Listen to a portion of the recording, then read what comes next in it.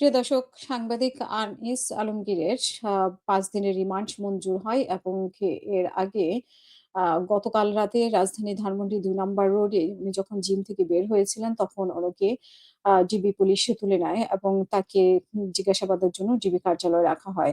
মানে গত রাতে আরো যাদের নামে আরো ৪ জনের বিরুদ্ধে উত্তরা পশ্চিমা থানায় মামলা দায়ের করা হয়। মামলা দায়ের করেন জুলাই রেগুলেশন অ্যালায়েন্সের কেন্দ্রীয় সংগঠক আরিয়ান আহমেদ এবং মামলায় অভিযোগে বলা হয় যে ২০২৪ সালের জুলাই মাসে বৈষম্য বিরোধী ছাত্র আন্দোলনের সাবেক প্রধানমন্ত্রী শেখ হাসিনা পালিয়ে গেলেও তার অনুসারীরা বিভিন্ন কৌশলে গাপটি মেরে দেশের অবস্থান করে এবং দেশকে অস্থিতিশীল করা এবং দেশের অবকাঠামোকে ধ্বংস করার লক্ষ্যে রাষ্ট্রবিরোধী অপরাধ সংগঠনের ষড়যন্ত্র করে আসছে। অভিযোগে আরো বলা হয় যে আসামিরা ২০২৪ সালের ৫ই আগস্টের পর থেকে সোশ্যাল মিডিয়ায় বিভিন্ন টেলিভিশনের টক শোতে বসে নিষিদ্ধ সংগঠনকে ফিরিয়ে আনার জন্য নানা ধরনের গুজব প্রোপাগান্ডা চালিয়ে আসছে।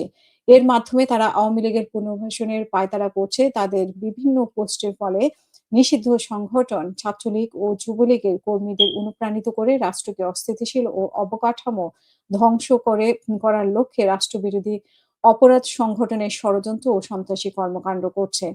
তো এর পরেই আজকে মামলার তদন্ত কর্মকর্তা উত্তরা পশ্চিম থানার পরিদর্শক মনিরুজ্জামান আসামিকে জিজ্ঞাসাবাদের জন্য ৭ দিনের রিমান্ড আবেদন করেন এবং আসামির উপস্থিতিতে ঢাকা অতিরিক্ত চিফ মেট্রোপলিটন ম্যাজিস্ট্রেট জসিতা ইসলামের আদালতে শুনানি হয় এবং রাষ্ট্রপক্ষের রিমান্ডের পক্ষে শুনানি করেন এবং ৫ দিনের রিমান্ড মঞ্জুর হয়। দেখেন, এখানে মামলায় যেটা উল্লেখ করা আছে যে উস্কানিমূলক বক্তব্য বা গুজব প্রচারণা। তো একজন সাংবাদিক হিসেবে বা একজন নাগরিক হিসেবে বিভিন্ন মতামত থাকতে পারে। সেটা হতে পারে যে আওয়ামী লীগের পক্ষে, বিপক্ষে বিভিন্ন ধরনের। কিন্তু নিষিদ্ধ সংগঠন হলেই তার বিষয়ে কোনো কথা বলা যাবে না, যুক্তিতর্কে আনা যাবে না। এরকম আসলে মানে আমরা সেই শেখ হাসিনার সময় যেটা দেখেছি সেটাই আমরা মানে এখনকার আনিস আলমগীরের ক্ষেত্রে বা এর আগেও কয়েকটি মামলার ক্ষেত্রে আমরা এরকম দেখলাম। তো সেই ক্ষেত্রে এখানে মত প্রকাশের স্বাধীনতার একটা আ ঘাটতি রয়েছে কিনা বা মত প্রকাশের স্বাধীনতার ক্ষেত্রে হুমকি, আ এটাই আসলে মনে হচ্ছে এই ধরনের মামলার ক্ষেত্রে।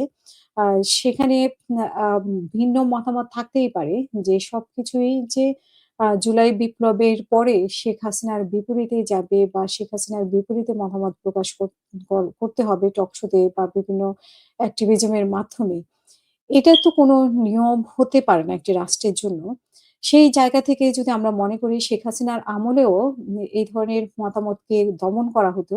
যেমন আমরা বাইরে বসে কথা বললেও আমাদেরকে বিভিন্নভাবে দমন করার চেষ্টা করা হতো। তো সেই সংস্কৃতি কি এখনো এই সরকারের সময়ে যেখানে বলা হচ্ছে যে মত প্রকাশের স্বাধীনতা, তো সেই স্বাধীনতা কি ক্ষুণ্ণ করা হচ্ছে কিনা? সেটা আপনাদের কাছেই প্রশ্ন রইল।